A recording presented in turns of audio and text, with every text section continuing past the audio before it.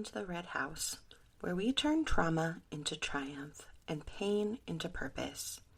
I'm Kayla Volturno, author of I Was Once the Girl in the Red House, and I believe in the power of authentic healing stories. This is a space where your voice matters, your story heals, and your journey inspires others to break their own cycles. Whether you're just beginning your healing or years into building your new life, you belong here. Let's explore what it means to move beyond the red houses that hurt us and build the lives we actually deserve. Welcome back to Beyond the Red House. Today, I want to talk about something that changed everything for me. The power of taking your story back into your own hands. The moment you decide that what happened to you, what you survived, what shaped you, that's yours now. They don't own it anymore. You do. Whether you write it down, speak it out loud, share it publicly, or acknowledge it privately, there is this profound power in reclaiming your narrative, in saying, this is my story, and I get to tell it my way. And I think that's one of the most revolutionary acts a trauma survivor can take. So let's talk about what it means to take your story back. Why does it matter, and how it can change everything? Let me start by telling you what it felt like when the story wasn't mine. For years, decades really, other people controlled the narrative of my life. My mother controlled it. She got to decide what happened, what it meant, whether it was that bad or if I was being too dramatic. She got to rewrite history, minimize the abuse, gaslight me about my own experiences. And sometimes I believed her version more than I believed my own, because she was the adult. She was the parent. She was the one with the power. So her story became the official story, and my truth got buried under her lies. Even after I went no contact, and even after I started my own healing, I still carried her version of events in my head. I still questioned my own memories. I still wondered if maybe I was wrong, if maybe it wasn't that bad, if maybe I was the problem all along. Her voice was still in my head, still controlling the narrative, still telling me my story wasn't mine to tell. And that's what abusers do, right? They don't just hurt you in the moment. They take ownership of what happened. They get to decide what it meant. They get to minimize it, deny it, reframe it. They get to make you doubt your own reality. And even after you leave, or even after you're physically safe, they still own the story in your mind until you take it back. Now, let me tell you about the moment I started taking my story back. As you know, I started writing letters that I never sent to my mother, letters where I said everything I couldn't say to her face. And in those letters, I got to tell the truth. My truth, not her version, not the sanitized, minimized, gaslighted version, the real truth. I wrote about what she did, specifically, clearly, without softening it or making excuses for her. I wrote about how it made me feel. I wrote about the damage it caused. I wrote about why I went no contact. And I didn't apologize for anything I was feeling. And because of that, something inside me shifted. Because for the first time, I was the one holding the pen. I was the one deciding what the story was. She didn't get a say. She didn't get to interrupt or correct me or tell me that I am remembering things wrong. It is my story, and I got to tell it. That was the beginning. Those letters were private, just for me, just to process, just to get it out, to get things out of my head. They taught me something crucial. I could reclaim my narrative. I could take back the power she'd had over my story for so long. And eventually, those private letters went into my book. a published memoir, my story in words for anyone who needed to hear it. But here's what I need you to understand. The power wasn't in publishing it. The power was in writing it in the first place. The power was deciding that my truth mattered more than her lies. The power was in taking ownership of my own narrative. And let's talk about what it means to take your story back. Taking your story back doesn't necessarily mean you have to write a book or share it publicly. It means claiming ownership of your own truth. It means deciding that you get to define what happened to you, what it meant, how it felt, and who you are because of it. It means you get to stop letting the person or the people who hurt you control the narrative. They don't get to decide if it was that bad. They don't get to rewrite the history. They don't get to tell you that you should feel a certain way about what they did. They don't get to minimize your pain or gaslight you about your reality. You get to say, this is what happened, this is how it affected me, this is my truth, and my truth matters. When you take your story back, you are not just reclaiming the past, you are reclaiming yourself. Because for so long, your story has been tangled up with shame, with their version of events, with their justifications and excuses. And as long as they get to own that narrative, you're still living in their story. You're still the character they created, the dramatic one, the sensitive one, the ungrateful one, the problem. But when you take your story back, you get to rewrite who you truly are. You get to be the author of your own life. You get to decide what the story means and who you are becoming. Now, let me be clear. Taking your story back doesn't mean what happened didn't hurt. This isn't about pretending you're fine or that the trauma doesn't matter or that you've moved on, it doesn't affect you anymore. That's bypassing. That's toxic positivity, and that's absolutely not what I'm talking about. Taking your story back means acknowledging the hurt, fully, honestly, without minimizing it, and then deciding what you're going to do with it.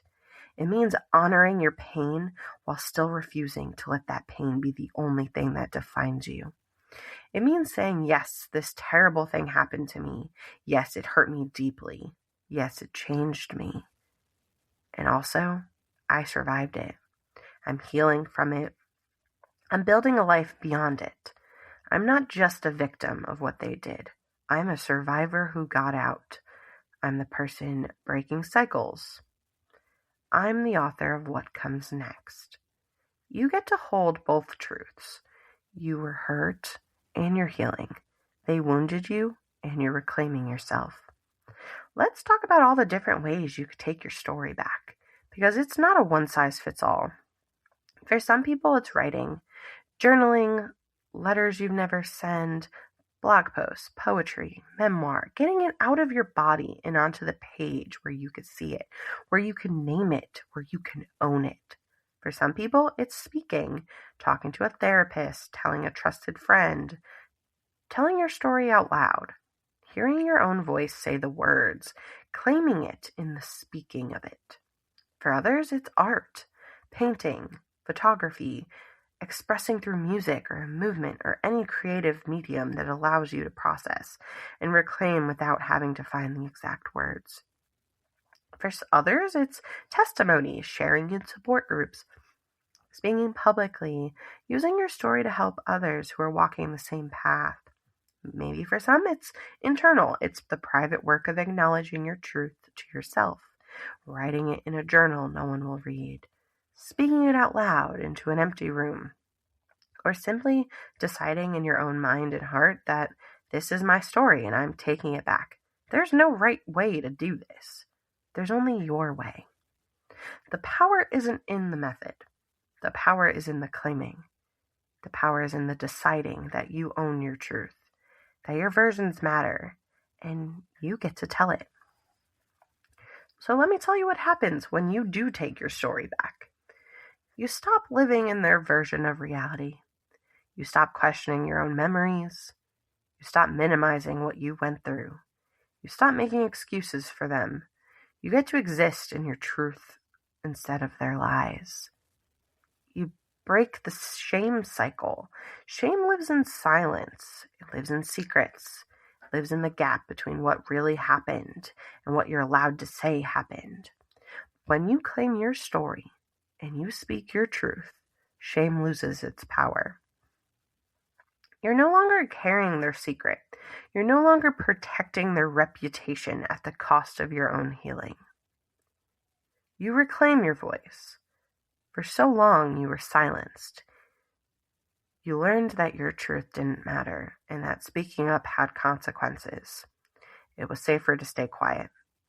But when you take your story back, you prove to yourself that your voice matters, that you have the right to speak, that your truth deserves to be heard. You become the author of your own life. You stop being a character in someone else's story. The story where you're the problem, the difficult one, the one who's too sensitive, and you start being the protagonist of your own story. The one who survived, who healed, who broke cycles, and who built something beautiful from the ashes. And this one surprised me the most. You give other people permission to tell their own truth too. When you take your story back, you create space for others to do the same. Every time I share my story, someone reaches out to me and says, "Me too. I thought I was the only one. I thought I was crazy." Your story gave me permission to acknowledge my own truth. It's the ripple effect of reclaiming your narrative. It's not just about you. It's about every person who needs to see someone else do it first and know it's possible. I do want to address something important.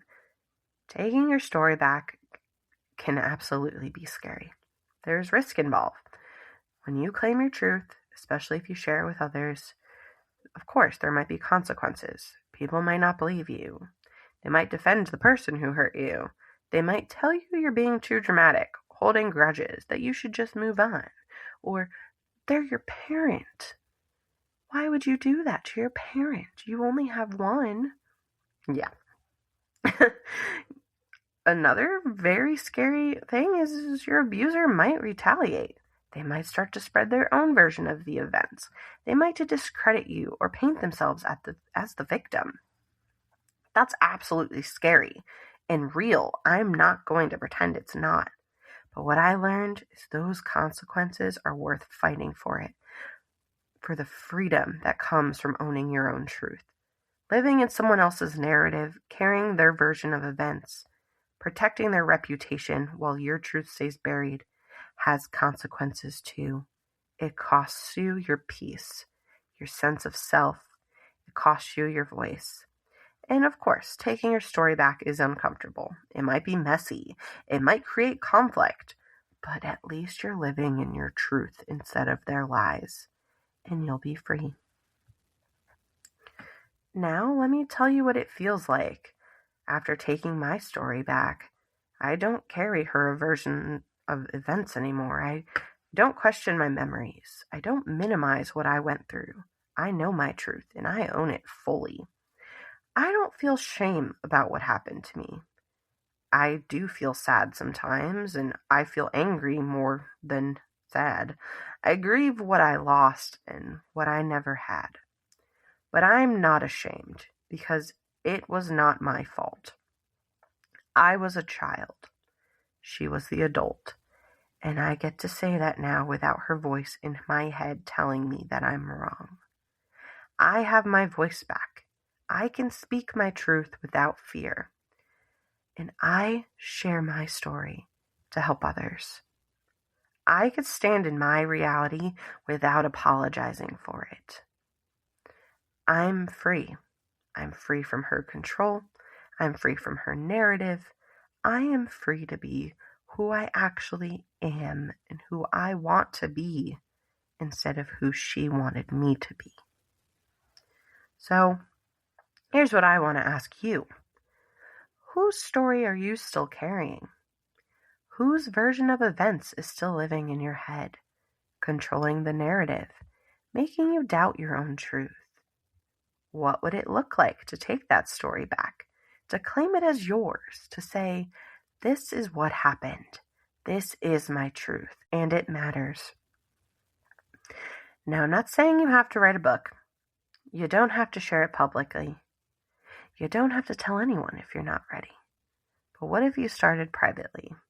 What if you wrote it down in a journal just for yourself? What if you spoke out loud to an empty room? What if you acknowledged your truth to yourself, even if no one else ever knows? Because your story is yours. It always was. They convinced you it wasn't. But you could take it back. You could reclaim your narrative. You decide that your truth matters more than their lies. You can break the silence. You can speak reality. You can own your own story. And when you do, everything changes. You stop living in the version of your life that was their version and start living in your own. You stop carrying their shame and start claiming your truth. You stop being the character they created and start being the author of your own story. Your story is powerful. Your story matters. Your truth matters.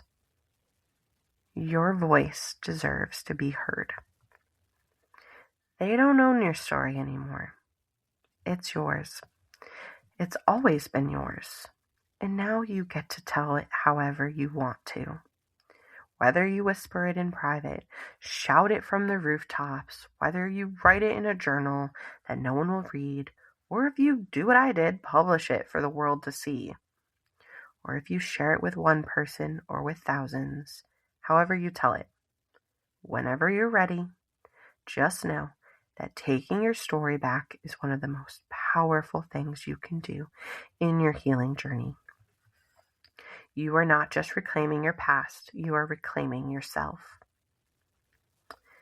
And in next week's episode, I am going to share how I turned this work of reclaiming my story into a way to help other trauma survivors do the same. I'm going to finally talk about the program that I've built, the structure I've created, and how you could take your story back through the power of writing with safety, with support, and a map that guides you every step of the way. That's a little tease, but for now, just sit with this. Your story is yours, and you have every right to claim it. Thank you for being here, and I will see you on the next episode of Beyond the Red House. Your healing matters. Your story matters. And you matter. Thank you for listening to Beyond the Red House. If you have a story to share or want to connect, email me at hello@kaylavalterno.com. Visit kaylavalterno.com for my book and resources to support your healing journey. Everything will be in the show notes. Keep building beyond whatever tried to break you. You are stronger than you know. This is Beyond the Red House.